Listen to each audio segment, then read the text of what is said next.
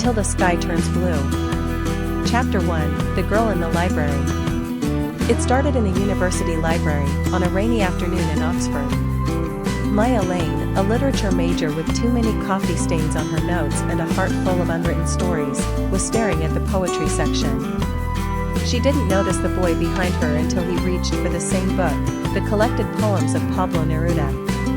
Their hands touched.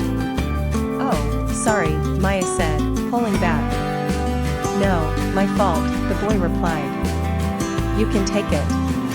She smiled. "We could share it." That was how she met Julian Hale, a quiet philosophy student with thoughtful eyes and an accent she couldn't quite place.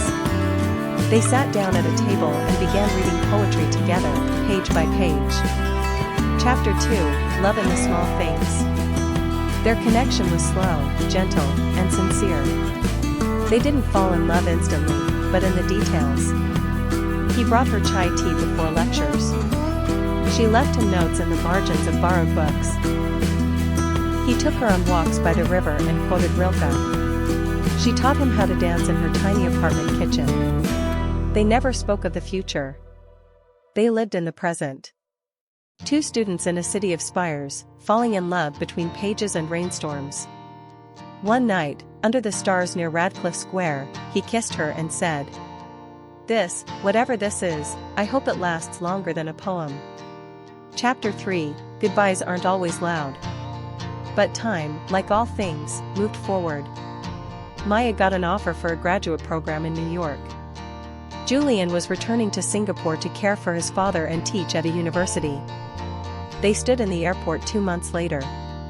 Neither said don't go. Neither said stay.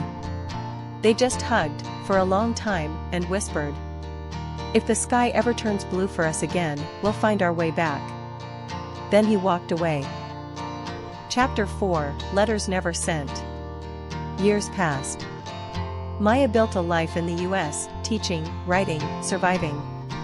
Julian taught philosophy and cared for his aging parents. They dated others. Smiled in photographs. Pretended. But every now and then, a poem, a storm, or the scent of chai would bring the other's name back into the room. They wrote letters, never mailed. They searched each other's names online, never clicked send. The world moved on, but something in them never quite did. Chapter 5, The Blue Sky Returns. 10 years later, Maya was invited to speak at a literary conference in Singapore. She almost declined. Instead, she booked a flight.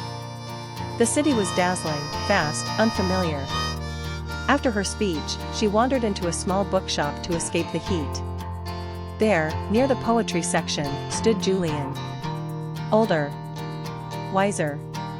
Still beautiful in the quietest way. He turned. She gasped.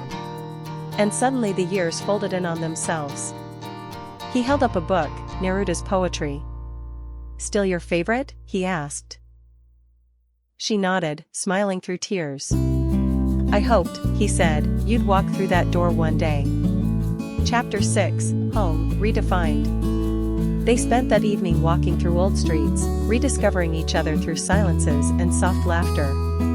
There were no big declarations. Just truths. He still loved her. She had never stopped. This time, they didn't talk about forever. They just promised to begin again.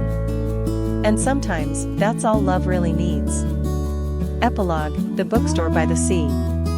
A year later, they opened a small bookstore together near the coast, filled with poetry, tea, and quiet music. They hung a sign at the door that read, "For the lovers who took the long way home." And every evening, as the sky turned shades of blue, they sat side by side, reading, loving, living.